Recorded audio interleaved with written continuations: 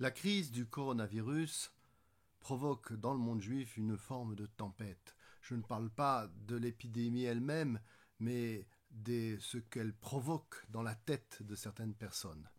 Et je crois que c'est un phénomène intéressant qui mérite un commentaire. D'abord, les rabbins, et pas les moindres.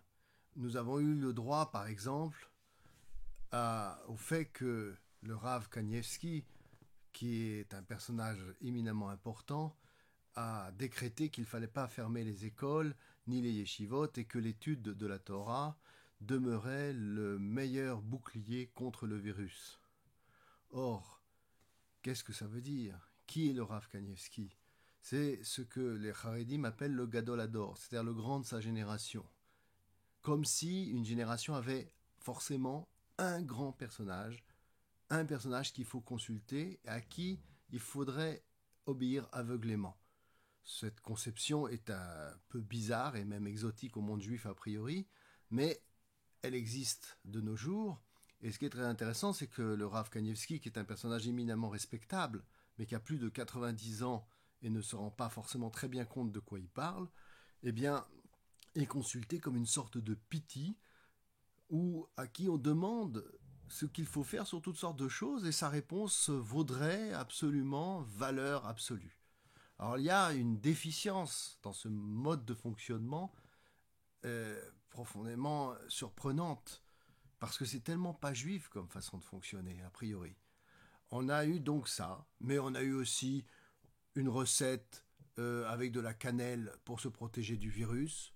Alors il faudrait peut-être l'indiquer à nos médecins, ils ne sont pas au courant. On a eu des gens qui disent ah ben si vous faites 100 bénédictions par jour, alors vous êtes protégé. D'autres qui ont dit qu'il n'y avait pas de risque pour une femme d'aller dans un mikvé parce que, puisqu'elle était occupée à faire une mitzvah, la mitzvah la protégerait. C'est aussi une conception complètement superstitieuse et irrationnelle, enfin c'est n'importe quoi.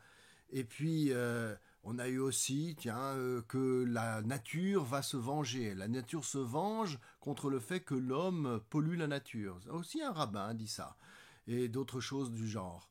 Et donc, quand on observe tout ça, on est complètement abasourdi par tout simplement la vacuité de ce genre de paroles, de combien ces paroles sont surtout éloignées de la pensée juive. Qu'est-ce que c'est que cette histoire qu'il y aurait un vieux rabbin, aussi savant et sadique soit-il, qui saurait absolument les bonnes réponses pour le coronavirus? Qu'est-ce que ça veut dire que de dire des bénédictions, ça nous protégerait absolument? Qu'est-ce que ça veut dire que l'idée que, sous prétexte qu'on est en train de faire une mitzvah, alors on va être protégé contre le virus? À ce moment-là, tous les médecins qui soignent devraient être protégés, puisqu'ils font tous une mitzvah de soigner les autres. Et etc. Ou même l'idée que la nature se venge, enfin, dans la pensée complètement païenne, c'est complètement délirant. Les choses comme un propos comme un autre. Et donc, on a tout ça. Mais, alors, la cerise sur le gâteau, c'est les spéculations messianiques. Ça y est, le Mashiach est arrivé sous prétexte qu'il y a une épidémie et que le monde entier se mobilise. Là aussi, une pensée complètement mais infantile. Alors ça, c'est pas tellement les rabbins, c'est plus les braves gens qui demandent est-ce que Mashiach arrive et qu'est-ce que je fais si tel ou tel. Alors vous allez sur certains sites que je ne nommerai pas, mais enfin tout le monde sait à qui je pense, mais on est dans le délire. Délire total. On a l'impression que le judaïsme est devenu une religion de gens qui n'ont plus de cerveau chez leurs dirigeants, ou très peu, et d'adeptes d'une espèce de secte bizarre. Enfin, on est très très très loin de la pensée juive. Alors moi je dis, attendez, revenons aux justes proportions, revenons au sujet. Et le sujet, moi je le trouve très intéressant. C'est pas le coronavirus lui-même, qui somme toute n'est qu'une épidémie qui n'a rien d'extraordinaire. Cette épidémie, cette sorte d'épidémie, il y en a eu plein dans l'histoire. Il n'y a pas à s'étonner de ce phénomène. Et donc, il n'a rien d'exceptionnel, il n'arrive pas maintenant parce qu'il faudrait qu'il arrive maintenant. C'est un phénomène de la nature qui n'a strictement aucun sens. Parce que les phénomènes de la nature n'ont aucun sens. Ils sont le fait même de la vie et de la nature. Et ceux qui doutent de cela et diraient oh, comment vous osez parler comme ça? Dieu sait tout, Dieu veut tout, mais mes chers amis, allez lire un petit peu Maïmonide. Au XIIe siècle, Maïmonide a très bien pensé tout ça. Il le dit très clairement, lisez dans la 3e partie du Guide des égarés, 12e chapitre, entre autres, eh bien, il explique très bien que les phénomènes de la nature sont intrinsèques à la nature. La vie elle-même engendre la mort. La vie elle-même engendre les problèmes de santé, etc., etc. Donc, un virus, ça ne pense pas. Un virus, ça n'a pas de volonté au sens de la métaphysique. Un virus, il se développe parce qu'il cherche à se développer, et puis c'est tout.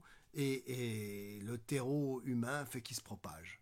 Et ça s'arrête là. Il n'y a aucune signification à tout ça. Aucune. Par contre, là où ça fait sens et là où c'est intéressant, c'est la réaction du genre humain face à ce problème. Et pour la première fois, me semble-t-il, dans l'histoire humaine, on a une mobilisation pareille. C'est pas qu'il n'y a pas eu de pandémie avant, il y en a eu plein, par centaines, et des beaucoup plus graves. Mais pour la première fois, l'humanité se coordonne, se mobilise et se solidarise.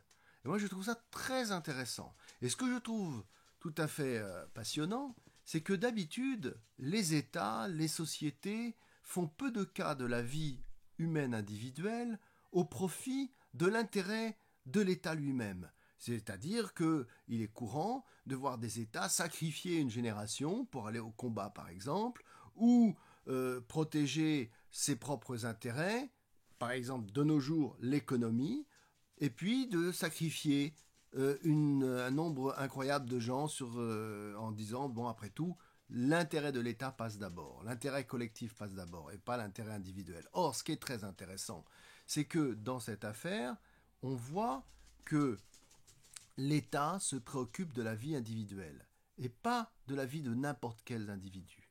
L'immense majorité statistique des individus touchés par ce virus, j'entends touchés de façon à être en danger, pas de façon à être malade quelques jours.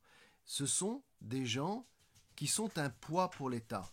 Ce sont des gens qui sont retraités, qui sont à la charge des caisses de retraite, à la charge de la sécurité sociale, et que si on voulait être vraiment cynique, eh bien on dirait qu'ils meurent et puis c'est tout, tant pis. C'est pas une raison pour arrêter l'économie. Or, c'est exactement l'inverse qu'on voit. On voit les sociétés se mobiliser pour essayer de protéger les faibles de la société. Et on voit ça dans des sociétés là où on ne l'attendrait pas. Je pense notamment à la Chine. La Chine, à l'époque de Mao, a été prête à sacrifier à peu près 50 millions de personnes au nom de la politique du Parti communiste. Eh bien, aujourd'hui, on voit le même Parti communiste se mobiliser pour protéger sa population. Et protéger sa population, c'est protéger des individus. Et moi, je crois que là-dessus, il y a un changement de paradigme très intéressant qui va dans la direction de ce que pense le judaïsme. C'est-à-dire que la vie humaine passe avant toute chose. La protection de la vie humaine individuelle passe avant l'intérêt collectif.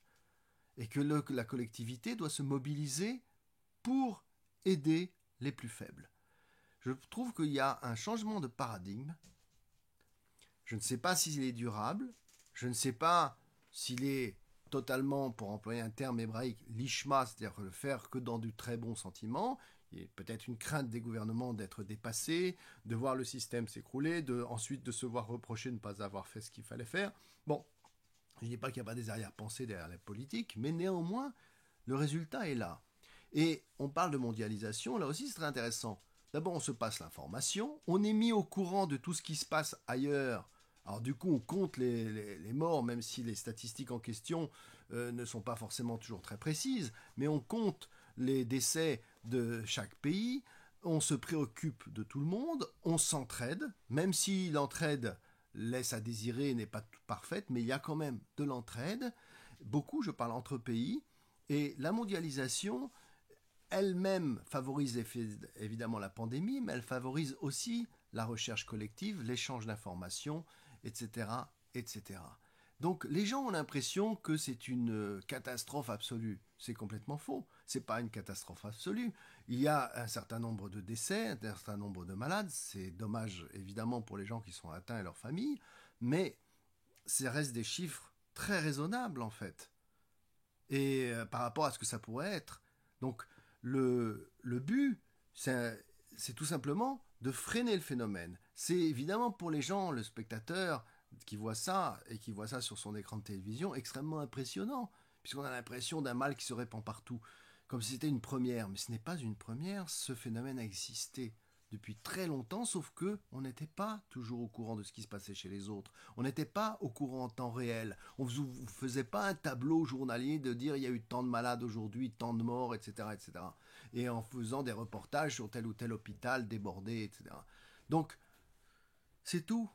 Et ce qui était intéressant d'un point de vue juif, c'est pas les plans sur la comète, c'est pas des recettes bidons pour se protéger, c'est ridicule. Le judaïsme a toujours dit, de pikuach nefesh docheakol, le fait de vouloir sauver une vie, même en un doute de vie, ça fait que pikuach nefesh, ça repousse tous les interdits, et que pour se fier, tout simplement savoir qu'est-ce qu'il faut faire ou ne pas faire, et quand est-ce que l'âme et la vie est en danger, il faut interroger les médecins. Nos textes sont très clairs, nos textes sont très rationnels. C'est pour ça que personnellement, je ne comprends même pas comment se fait-il qu'on ait des rabbinim de nos jours qui disent n'importe quoi, qui sont divulgués sur YouTube à dire des trucs qui n'ont ni queue ni tête et qui donnent une image du judaïsme, d'une religion d'arriéré, franchement.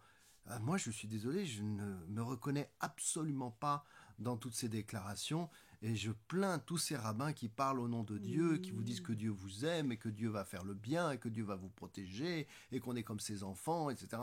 Mais arrêtez ce genre de discours, ça rend la religion mais totalement insipide. Vraiment, vraiment. Pitié. Par contre, réfléchissons à ce qu'on peut tirer comme enseignement moral sur la façon dont l'être humain fonctionne, sur nos réseaux de solidarité, sur notre spiritualité, ce qui nous fait tenir face à la crise, ce qui nous fait nous lever le matin, ce qui nous fait rester sains d'esprit, ce qui nous fait rester des mensch, des êtres humains debout et solidaires, qu'on soit juif ou pas juif, ça n'a strictement aucune importance. Nous sommes tous dans le même bateau et nous sommes tous solidaires les uns des autres. Et je trouve que le phénomène que nous traversons est éminemment intéressant et il se pourrait, je l'espère, que ce soit en fait le signe d'une certaine avancée dans la rationalité humaine, dans une façon de fonctionner, une certaine solidarité humaine, et que j'aimerais que les rabbins soient justement à la pointe de ce progrès, de cette rationalité, de cette volonté d'aller de l'avant. Et je souhaite vraiment de tout cœur guérison à nos malades.